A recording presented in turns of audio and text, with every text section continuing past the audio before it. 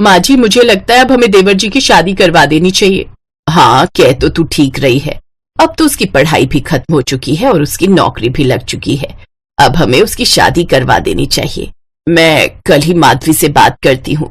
जैसे उसने हमें तुझ जैसी सुंदर बहू ढूंढ कर दी है, वैसे ही मेरे छोटे बेटे के लिए भी ढूंढ कर देगी।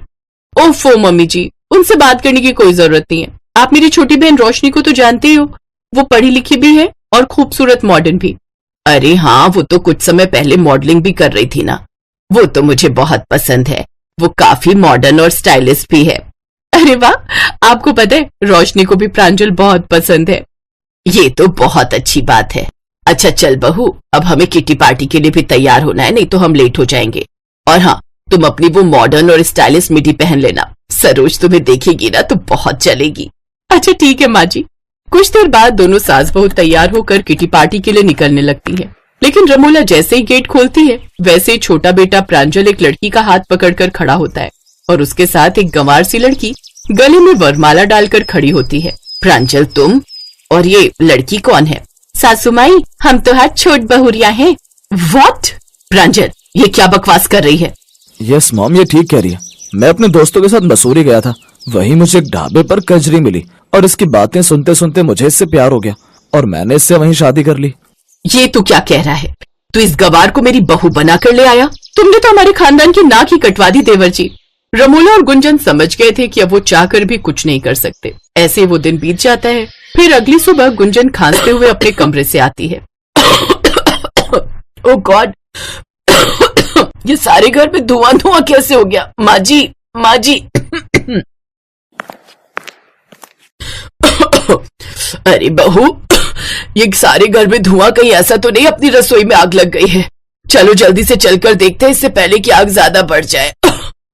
वो दोनों जल्दी से रसोई की तरफ जाती हैं, जहां कजरी जमीन पर बैठकर चूल्हे पर खाना बना रही थी। हे भगवान, ये इस गवार ने क्या कर दिया? अरे ओ गवार, ये क्या कर रही है तू? हमारी पहली रसोई की रस्म है ना सासू माई, तो अपना हाथ से आप लोगन के लिए बढ़िया बढ़िया पकवान बनावत रही। अरे बेवकूफ, इतना बड़ा गैस तुझे दिखाई नहीं दिया क्या जो चूल्हे पर बैठ गई बनाने? हमको ना आवत है इस शहरी रसोई में खाना बनाने, इसलिए आंगन से मिट्टी लाकर हम ही चूल्हा बनाकर तैयार कर दिए। और जो इस चूल्हा के खाने में मजा आवत है ना, वो आपके गैस में नहीं। ओह गॉड, ये किस गवार को ले आया मेरा बेटा ब्याह कर? ऐसे तो ये पूरे घर का नाश कर देगी। ऐसे ही समय बीतता है। रमोला और गुंजन बहुत कोशिश करते हैं उसे शहरी तौर तरीके सिखाने की, लेकिन कजरी तो जैसे कुछ समझना ही नहीं चाहती थी। वो तो हमेशा अपने देसी जुगाड़ को ही बेहतरीन मानती थी।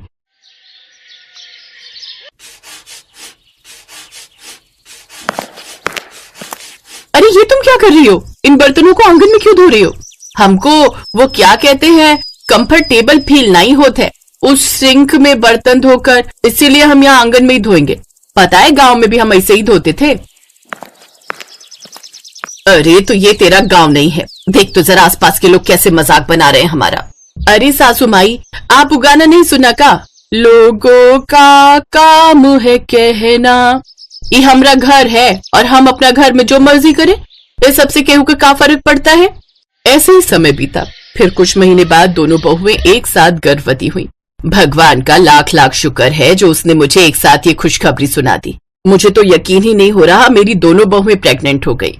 अच्छा, अब से तुम दोनों को कोई भी काम करने की जरूरत नहीं है। मैंने तुम दोनों के लिए एक एक मेड रख दी है, अब से वही सारा काम करेंगी तुम्हारा। अरे नाही माँ जी, ये सब की कोनो जरूरत नहीं है। हम गांव के मिट्टी में पले बढ़े हैं, हम अपना काम खुदे कर सकते हैं, हमको कोनो काम वाली की जरूरत नहीं है।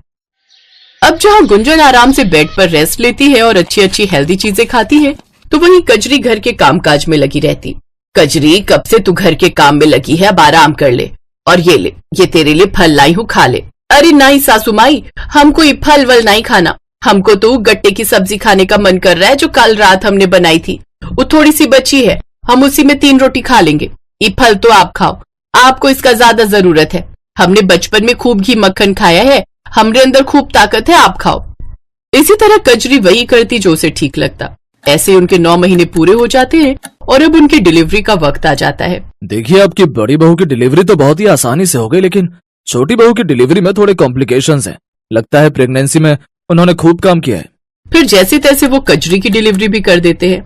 दोनों बहुएं एक एक बेटी को जन्म देती हैं। 3 दिन बाद वो हॉस्पिटल से वापस आ जाती हैं। गुंजन बहू, बेबी कैसा है? बिल्कुल ठीक है माँ जी, अभी नैनी उसे नहला रही है। मैंने उसे सारा सामान दे दिया और हर बात समझा दी है कि दिन में कब कब उसका मसाज करना है, उसे दूध पिलाना है, उसके कपड़े कब कब बदलने हैं। Very good. ऐसे ही कभी कजरी उसकी आंखों में भर भर कर काजल लगा देती। ये क्या बहू, तूने इस बच्ची की आंखों के साथ साथ इसके माथे पर, कान के पीछे और पैर के नीचे हर जगह काला टीका लगा दिया। सासू माई, इससे बच्चों को नजर नहीं लगत है। कजरी हर रोज ऐसी बच्ची की आंखों में भर भर कर काजल लगा देती, जिससे अक्सर उसकी आंखें लाल रहती, लेकिन फिर भी वो अपनी गवार हरकतों को नहीं छोड़ती। मेरी मुन्नी अब दूध के साथ साथ रोटी भी खाएगी। ले मुन्नी, रोटी खा। ये क्या कर रही है तू छोटी बहू? अभी वो 2 महीने की है, अभी से तू उसे रोटी खिला रही है। सासू माई, आप भी ना कुछ नहीं समझते। अरे मुन्नी, जितना जल्दी रोटी खाना शुरू करेगी उतनी जल्दी वो बड़ी होगी। अब कजरी इसी तरह अपने बच्चे के साथ कुछ न कुछ गवार हरकतें करती रहती। फिर एक रोज उसकी बच्ची का पेट काफी फूल जाता है, वो जोर जोर से रोने लगती है। कजरी घबरा जाती है। फिर गुंजन जल्दी से डॉक्टर को फोन करके बुलाती है। जब तुम लोगों को बच्चा पालना नहीं आता तो बच्चे पैदा क्यों करते हो? अरे 6 महीने से पहले तक बच्चे को सिर्फ दूध ही दिया जाता है। रोटी देने की वजह से ठोस चीज पेट में जाने के कारण इसकी पाचन क्रिया खराब हो गई है, जिस कारण इसे ये तकलीफ हुई है। अगर आप लोग समय पर नहीं बुलाते तो ये बच्ची तो 3 दिन में ही मर जाती। सुन लिया तूने कजरी बहू, डॉक्टर क्या कह रहे हैं?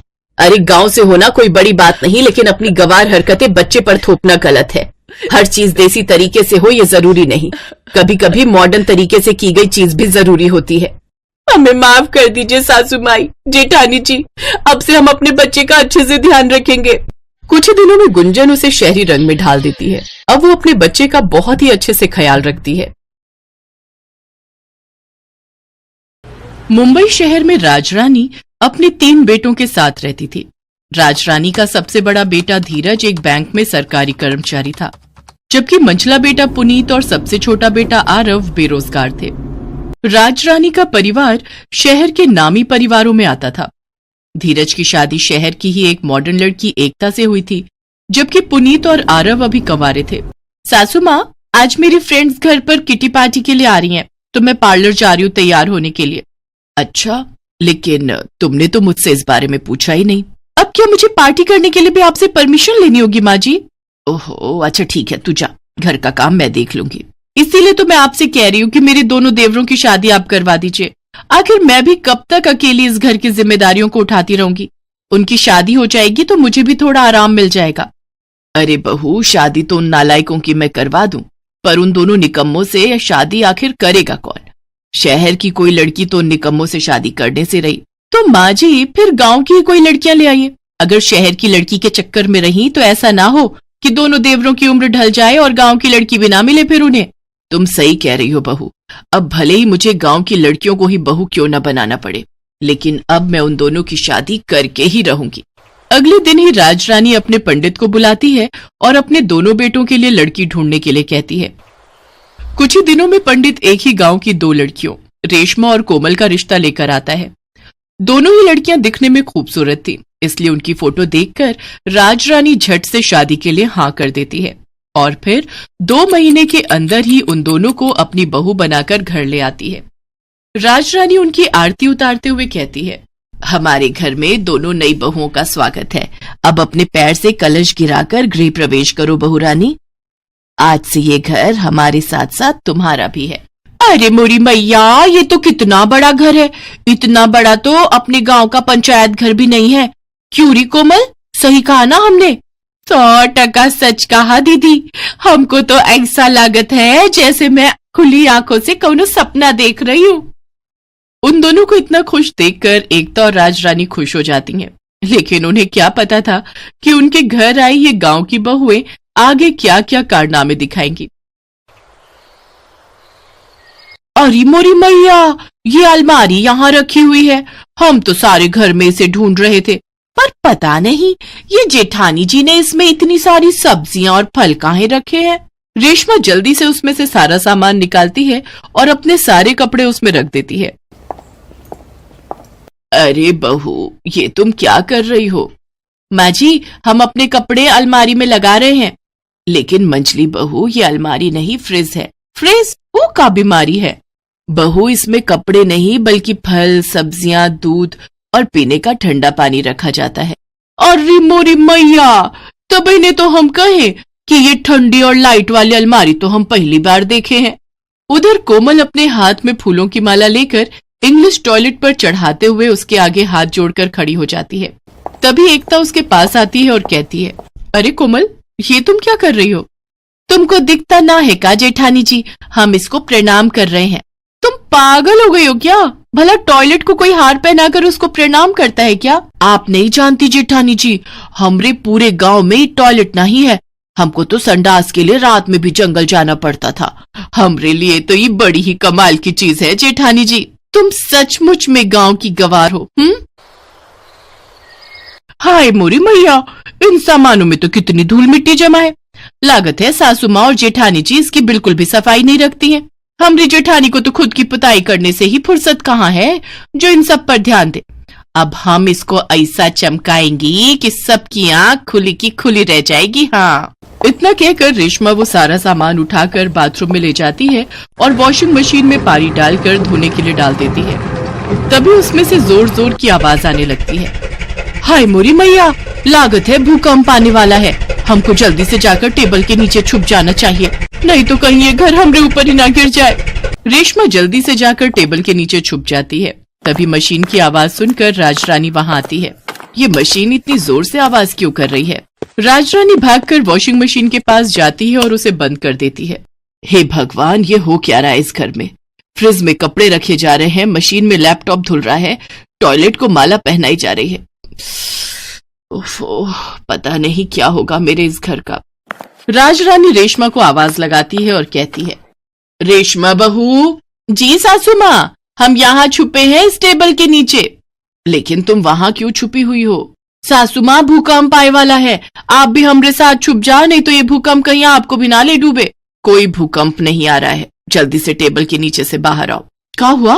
भूकंप चला गया क्या? तभी वहाँ एकता और कोमल भी आ जाती हैं और राजरानी उनको सारी बात बताती है। अरे तुम दोनों गवार हो क्या? तुम दोनों की वजह से हमारा लाखों का नुकसान हो गया। हे भगवान, पता नहीं कहाँ से ये गवार हमारे पल्ले पड़ गई। मैंने सोचा था घर में 2 बहू और आ जाएंगी तो मेरी सारी सिरदर्दी खत्म हो जाएगी, लेकिन मुझे क्या पता कि गांव की गवार से अपनी बेटों की शादी करने के बाद मेरी सिरदर्दी और बढ़ जाएगी। अपनी सास और जेठानी के ताने सुनकर कोमल और रेशमा की आंखों में आंसू आ जाते हैं। साथ ही उन्हें अपने किए पर पछतावा भी होता है। कोमल रोते हुए अपनी सास से कहती है, सासू माँ, हम दोनों गांव से आई है। हमरे पूरे गांव में कौनों के घर ही सब सामान नहीं है, इसे हमको नहीं पता कि इनका इस्तेमाल कैसे करना है। हमने ये सब जानबूझ के नहीं किया, हमको माफ कर दीजिए। जेठानी जी, सासू माँ, हम गांव से आई है तो शहर के तौर तरीके सीखने में हमको थोड़ा समय तो लगेगा ना, अनजाने में ही सही, पर हमसे लाखों का नुकसान तो हुआ है ना, उसके लिए हमको बहुत शर्मिंदगी है। अगर आप हमें शहर के तौर तरीके सिखा देंगी तो हम सब अच्छे से कर पाएंगे। उन दोनों की बातें सुनकर एकता और राजरानी को उन पर दया आ जाती है और उन्हें भी इस बात का एहसास होता है कि इसमें उनकी गलती नहीं है। तुम दोनों भी मुझे माफ कर दो, मैं समझ ही नहीं पाई कि इसमें तुम्हारी कोई गलती नहीं है। अब से तुम्हारी ये बड़ी बहन अपनी दोनों छोटी बहनों को शहर के सभी तौर तरीके सिखाएगी। हम ही पागल थे जो बिना तुम्हें कुछ समझाए ही तुम पर चिल्लाते रहे। अब से हम मिलकर तुम दोनों को शहर के सभी तौर तरीके समझाएंगे। कुछ ही दिनों में उन दोनों के पहनावे से लेकर उनकी बोली तक और काम में काफी बदलाव आ जाता है और वो दोनों जल्द ही सही सलीके से काम करना सीख जाती हैं।